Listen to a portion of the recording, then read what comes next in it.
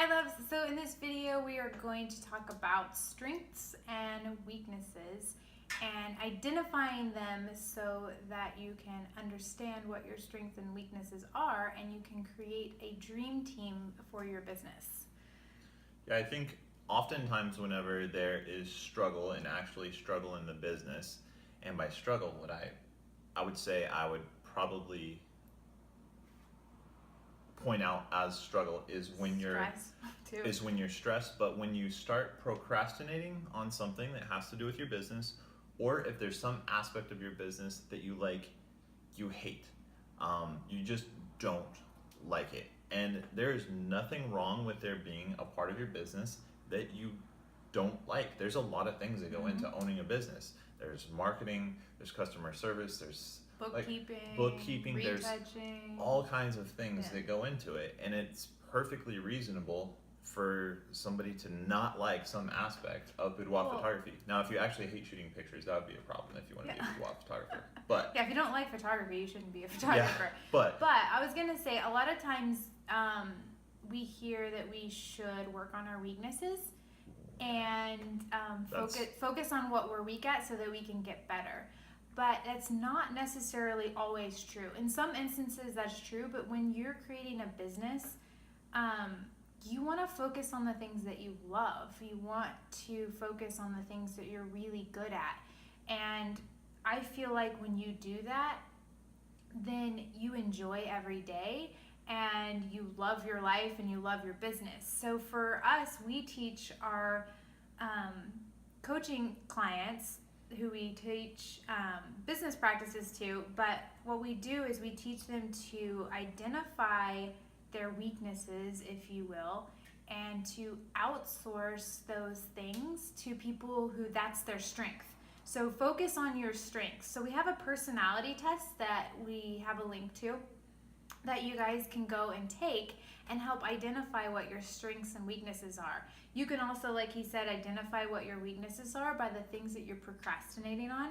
I know how to do retouching, but I kept finding myself procrastinating on it constantly earlier on in my business, and he finally told me, he's like, look, you need to outsource that to someone who that's their strength and that's what they really enjoy doing, because right now you're taking an entire week to get these pictures retouched, whereas if you outsource it to someone, they're going to take half the amount of time because they actually love doing it.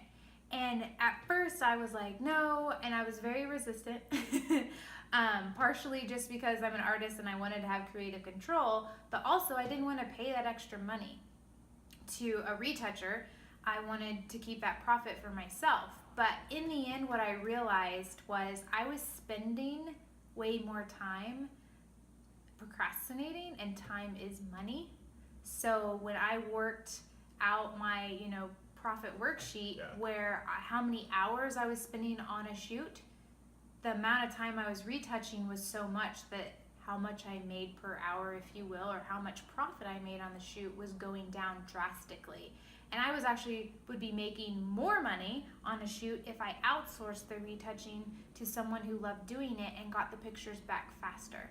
So that's just kind of an example. Is there other things like bookkeeping? Do you put off bookkeeping because that's not something that you're interested in?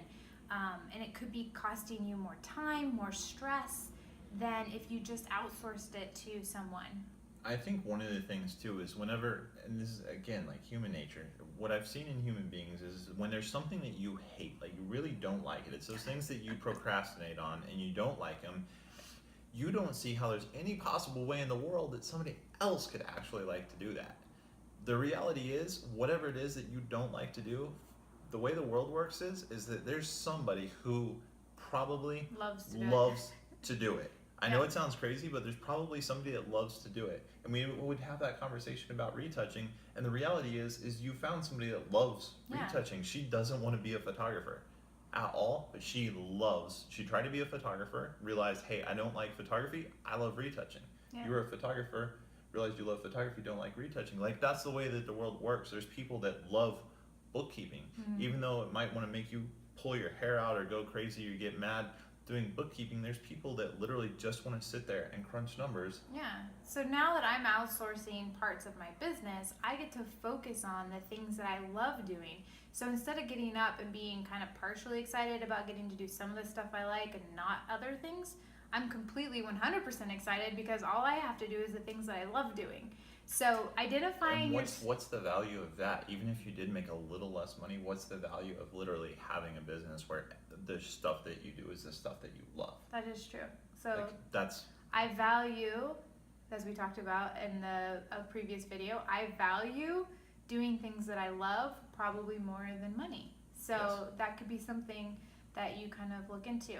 So identify your strengths and weaknesses so that you can create a dream team. And what that means is you can put together people that you can outsource certain things to. Maybe you hate cleaning the studio, before every shoot. So maybe you're going to hire somebody to come in and do that. Or maybe you have an assistant who you can just pay a little bit extra to come in and get the studio ready before every shoot. So there's ways that you can create a dream team so that every day you wake up and every day that you're at your business, you're doing something that you love and you're doing things that are your strengths. So if you guys have questions, definitely hop in the group and we can talk more about strengths and weaknesses. I'd love to see the results of your personality tests. So definitely post your results, and we'll both post the results of that. We've done the test too, so we can post our results so you guys can read them too. So it's kind of fun. I like reading them. And if we come across any other personality tests, we'll post them in the group so you guys can take those too.